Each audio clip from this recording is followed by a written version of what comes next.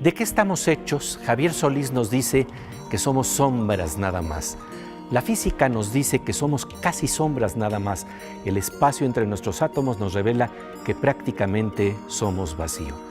Y en medio de la investigación de estas partículas nos encontramos con los neutrinos, que son fantasmales, casi sombras nada más, y que sin embargo nos revelan, pueden ser clave de cómo se forma la estructura de la materia y el universo. De ello conversaremos con el físico mexicano Alfredo Aranda a continuación aquí en La Oveja Eléctrica.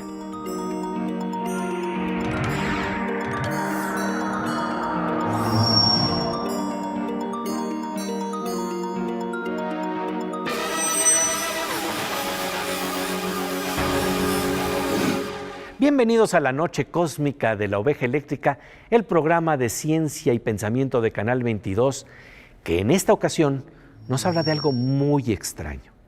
Estamos hechos prácticamente de casi nada y sin embargo aquí estamos. Así es, Pepe. Mira, casi desapareces.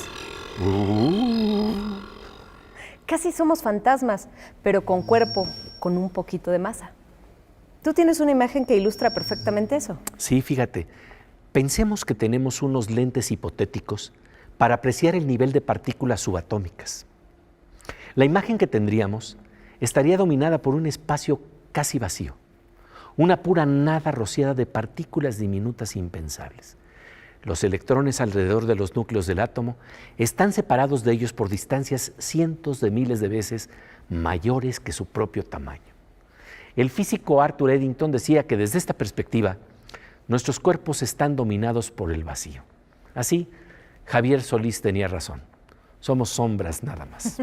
La paradoja es que los neutrinos, las partículas que ya de por sí son casi nada, que se consideraba que no tenían masa, resulta que tienen un poquito de ella.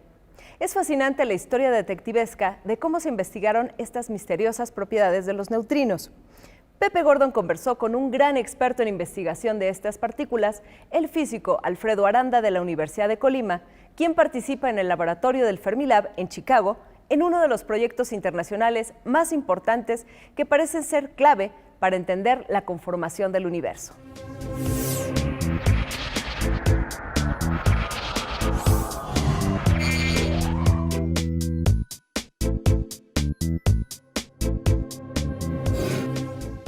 Alfredo Aranda, Fefo, muchas gracias por esta entrevista para La Oveja Eléctrica desde Fermilab, el laboratorio que está haciendo exploración en aceleradores de partículas y nuevos experimentos sobre neutrinos en las afueras de Chicago. De verdad, muchas gracias. Gracias a ti, José, a tu equipo, y pues aquí estamos para platicar un poquito. Sí, y para hablar de la física de neutrinos y cómo es que te apasionas por entender estas elusivas partículas y qué nos pueden revelar sobre nuestro universo.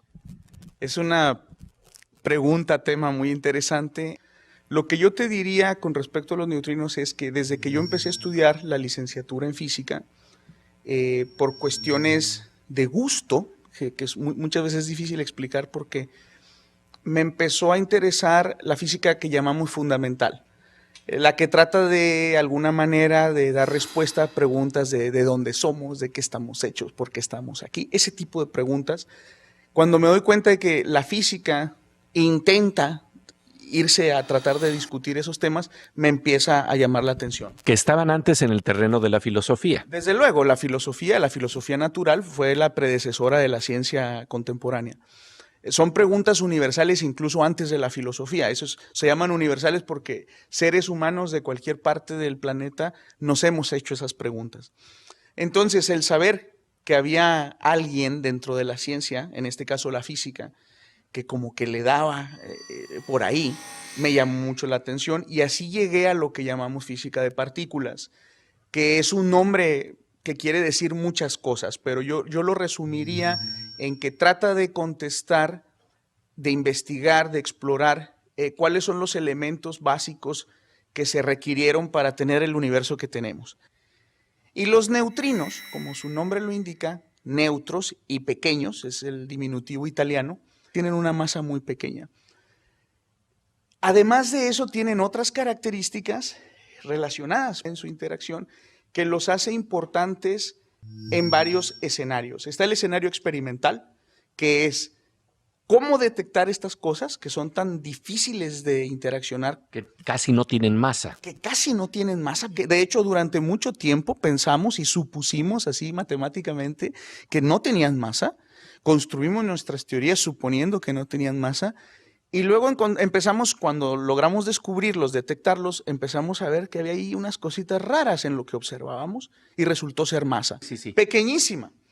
Y bueno, aparte de eso, son súper abundantes, juegan un rol importante, un papel importante en la evolución del universo.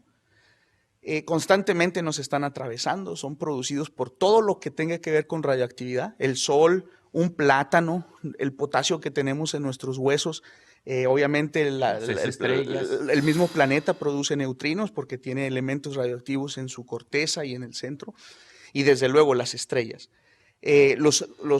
Todos los fenómenos astrofísicos, digamos, violentos, en donde suceden explosiones por muerte de estrellas relacionados a eso, producen neutrinos. Y también en el Big Bang, en la época de la gran explosión, también se produjeron una cantidad inmensa de neutrinos que siguen presentes en el universo y que nos pueden dar información valiosísima, pues para tratar de entender esos procesos, ¿no? Que cada vez sabemos más, pero en la ciencia sucede algo maravilloso. Cada día sabemos más que el día anterior y eso abre nuevos misterios. Entonces es muy padre cuando uno se dedica a la ciencia porque nunca se va a quedar sin chamba. Más adelante, el físico Alfredo Aranda nos hablará de un misterio en la investigación de los neutrinos que resultó en una sorpresa. Estas partículas eran fantasmas con un poquito de masa, no sombras nada más. Mientras tanto, vamos a las sorpresas que nos da la tecnología con nuestra querida Aura López y sus lentes cuadrados que nos dejan con el ojo cuadrado. Querida Aura, como siempre, un gusto encontrarnos aquí en La Oveja Eléctrica. Gracias, Pepe. Oye, y con una novedad que nos traes muy interesante que tiene que ver con robots, pero también con capacidad de los robots de ser constructores y al mismo tiempo imprimir. Así es, Pepe. Justamente el MIT desarrolló un robot para que pueda crear espacios arquitectónicos. Tiene 2 brazos robóticos. Uno de esos brazos es para labores más fuertes o más gruesas y el otro es el que logra hacer la mezcla como de una especie de poliuretano líquido que cuando se endurece se hace como foam, como material foam. ¿Qué es lo que sucede? Como espuma. Como espuma. Previamente le cargaron el software de lo que tiene que construir y él dice, ok, ya tengo la mezcla y empieza a mover su brazo en círculos. En este caso hace un círculo con un diámetro de 15 metros y 4 metros de altura y va haciendo capa por capa. Aquí es donde se parece a las impresoras 3D. La diferencia un poco es que entre esas capas deja un espacio para después ponerle tierra u otro tipo de material para que la construcción sea pues más fuerte o más resistente. Y algo pues novedoso es que al final no solamente usa este tipo de material, sino que también puede usar hielo para hacer en otro ambiente otro tipo de espacios. Pues como siempre, la tecnología nos deja con el ojo cuadrado, querida Aura. Te agradecemos mucho tu presencia aquí en La Oveja Eléctrica. Gracias a ti, Pepe. Volvemos enseguida a La Oveja Eléctrica, en donde estamos conversando con el físico mexicano Alfredo Aranda sobre fantasmas que tienen un poquito de masa, los neutrinos, que parecen ser clave para entender el universo.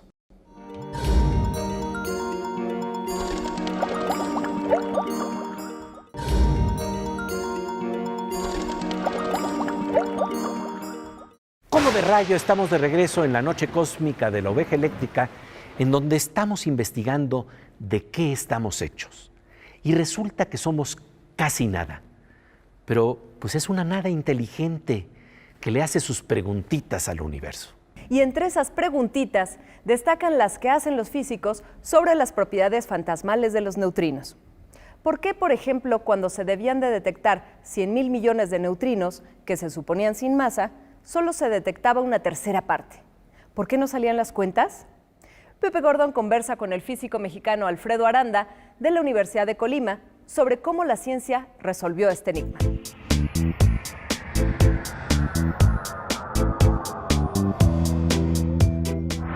Oye, y en este marco, entonces, se empezaron a descubrir elementos o zonas sobre lo que quieren decir los neutrinos que que chocaban con los modelos que tú estudiabas. Uno de ellos muy interesante que tiene que ver con el premio Nobel que obtienen algunos científicos, está relacionado con lo que le llaman oscilaciones de los neutrinos. Háblanos de este fenómeno extraño de estos neutrinos y de qué nos va a ayudar estudiarlos para entender los secretos y misterios del universo. Efectivamente, es uno de los temas de pertinencia actual lo de las oscilaciones. Entonces voy a tratar de elaborar un poco. Hace unos segundos dije que durante mucho tiempo pensábamos que los neutrinos no tenían masa. Nos atraviesan, de hecho. Nos atraviesan constantemente. Al no tener masa, hacíamos todos nuestros cálculos matemáticos y decíamos, por ejemplo, voy a dar números de ejemplo, no son números exactos. Hacíamos un cálculo y decíamos, bueno, como ya entendemos cómo se genera la energía en el Sol, con reacciones termonucleares, y los neutrinos no tienen masa, cada segundo deben de venir del Sol 100,000 millones de neutrinos. Ahora voy a poner un detector en la Tierra para tratar de ver esos neutrinos. Estoy haciendo una historia de décadas en algunos segundos. Sí. Construimos un detector muy sofisticado durante muchos años y decíamos que teníamos que detectar 100,000 millones y detectábamos una tercera parte. Y entonces nos rascábamos la cabeza. Decíamos, aquí puede haber al menos 2 errores. Puede ser que en nuestro cálculo lo hayamos hecho incorrectamente, que el Sol en realidad no está produciendo esos 100,000 millones. O me pude haber equivocado en el aparato que construí y que no es tan bueno como yo pienso que lo construí. Entonces, ¿qué hago? Pues los físicos teóricos, los físicos que se encargaban de tratar de entender la física nuclear y del Sol, se pusieron a rehacer sus cálculos, a tratar de mejorarlos, y el grupo de físicos y físicas experimentales dijeron, hagamos otro detector para contrastar. Se fueron, pasaron algunos años, los cálculos regresaron igual, con 100,000 millones, pusieron el nuevo detector y siguieron detectando un tercio. Y entonces otra vez a rascarse la cabeza. ¿Qué está pasando? Ya no es un problema ni de la teoría ni del detector. Entonces, lo que surgió fue de que el problema estaba no en los cálculos que se estaban haciendo, sino en que se había tomado al neutrino como una partícula sin masa. ¿Por qué? Porque resulta que los neutrinos, al tener masa, y hay 3 neutrinos, el neutrino electrón, que comentaba hace rato con un muy buen amigo, de que los físicos somos como poetas frustrados. Entonces, como hay 3 leptones, el electrón, el muón y el tau, y cada uno de ellos trae su neutrino, el nombre que se nos ocurrió fue neutrino electrón, neutrino muón y neutrino tau, así de originales, ¿no? Ajá. Como hay 3 de ellos, al tener masa, estas partículas tienen la propia, aunque sea, mientras no sea 0, exacto, no importa qué tan pequeña sea, estas partículas tienen la propiedad de que al ir viajando, al irse trasladando, pueden cambiar de, yo le llamo personalidad. Un neutrino electrón puede de repente decidir ponerse el traje de neutrino muón. Y eso lo podemos calcular y depende de que tengan masa. Y eso se le llama oscilaciones, pero no tienen que ver con sonidos ni con lo que nosotros pensamos, sino son de probabilidades de que se transforme en otra cosa. Exactamente, es la probabilidad de que se ponga o no el disfraz de electrón o de muón o de tau. Los neutrinos se disfrazan, oscilan con una masa diminuta y en ese cambio de piel, como diría Carlos Fuentes, solo nos llega un tercio de los neutrinos que originalmente deberíamos detectar. Después del corte, hablaremos de cómo es que los neutrinos podrían ser clave para inclinar la balanza en favor de la materia en vez de la antimateria. Mientras tanto, nuestro querido hacker de cabecera, la Morsa, el físico Manuel López Michelone, nos hablará de cómo los virus oscilan de una manera distinta y se disfrazan de caballos de Troya para hacer que nuestra información se vuelva casi nada.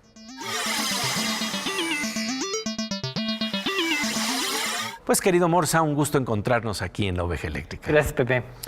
Fíjate que Carlos Monsiváis decía que o ya no entiendo lo que está pasando o ya no pasa lo que estaba yo entendiendo. Y esto quiere decir que nos estamos volviendo obsoletos. ¿Tú eres obsoleto ya en términos de programación, de cómputo? Mira, Pepe, yo creo que sí.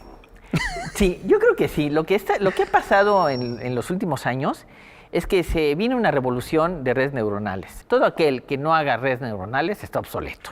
Explícanos rápidamente qué quiere decir programar en términos de redes neuronales. Ok, una red neuronal lo que busca es que a partir de una serie de entradas de datos, ¿sí? Cuando se llega a un umbral X que yo defino a través de una función o de alguna cosa, se dispara como en una neurona, se dispara un evento. Y entonces la suma de los eventos definen un resultado. Reciben muchos datos y terminan disparando y llegando a conclusiones. Es un problema en términos reales resolver una red neuronal porque sabemos cómo funciona, pero no podemos ver lo que está haciendo. Hay un programa, una red neuronal que muchos videos de YouTube de gente hablando, vieron lo que decían, tomaron el tono de voz y vieron qué tipo de persona era, si era obesa, si era delgada, qué características tenía esa persona. Y ahora lo que tienen es un programa que uno habla y el sistema le dice, tú eres más o menos gordo, flaco, decir de 1,90 o de 1,60 o qué sé yo. Y eso se encontró con una red neuronal, ¿sí? Y se tardaron 500 horas en resolverlo, ¿no? Pero, la verdad, apasionante, y lo que me doy cuenta es que aunque tú piensas que estás obsoleto, el entendimiento que nos acabas de ofrecer el día de hoy nos plantea que por lo menos sí estás consciente del rumbo que están tomando las cosas. Eso sí, solo falta que me aplique. Pues como siempre, querido Morza, te agradecemos tu presencia aquí en La Oveja. Gracias, Pepe. Después del corte seguiremos conversando con el físico Alfredo Aranda sobre los misterios de los neutrinos y de la formación de la materia en el universo.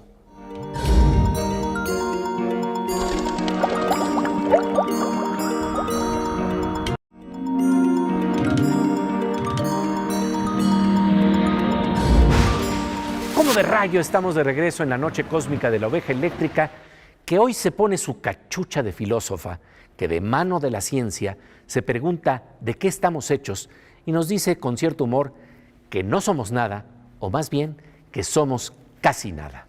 Pepe Gordon conversa con el físico Alfredo Aranda de la Universidad de Colima, quien forma parte del destacado equipo mexicano que colabora en el laboratorio del Fermilab en Chicago, en el proyecto de vanguardia llamado DUNE, por sus siglas en inglés, el experimento de neutrinos subterráneo profundo que está tratando de dilucidar cómo se rompió la simetría del universo para crear la materia. Una pregunta que antes se movía solo en el terreno de la filosofía y que hoy se investiga en la ciencia.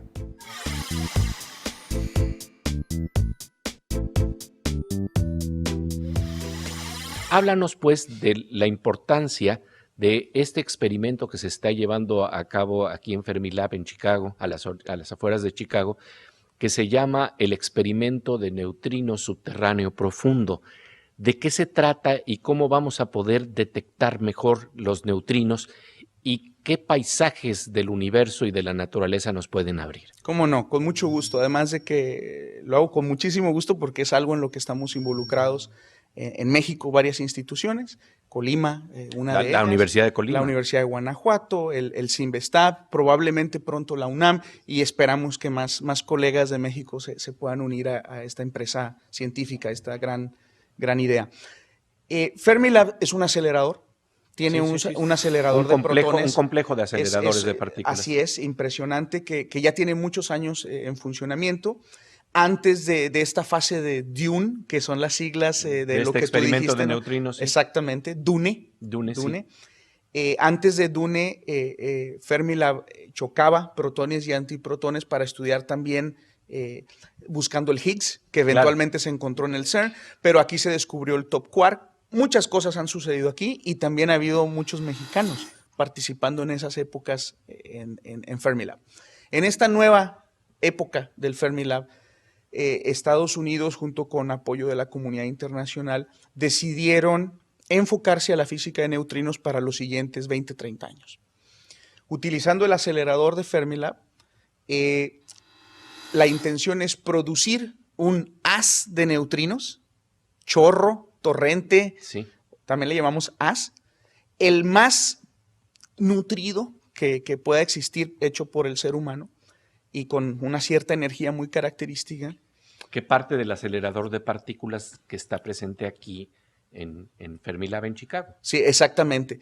Y entonces la idea es de que ese chorro de protones, ese haz de protones, llega y le pega a un blanco que es de grafito, se producen un montón de partículas que son compuestas, que no son de las que creemos son fundamentales, como el pión, el caón, que quizás sean nombres nuevos para quien nos escucha, pero les recomiendo que los investiguen, son bonitos, que viven poco tiempo y luego decaen, y al final terminamos con un montón de neutrinos yendo así, hacia allá, ¿no? Así es. Un montón, así. No colimados, pero todos hacia allá. Sí, ¿no? sí. Entonces ahora lo que hacemos es, ese hacia allá lo metemos a la Tierra, que los neutrinos atraviesan todo, y 1400 kilómetros en aquella dirección abajo en la Tierra está una mina en South Dakota, que está a 1300 metros de profundidad, un poquito menos de una milla estadounidense. Bueno, pues en esa mina se van a construir varios detectores. Acá van a ser como piscinas rectangulares. De argón enormes, líquido. Y en lugar de agua van a poner argón líquido. ¿Para qué?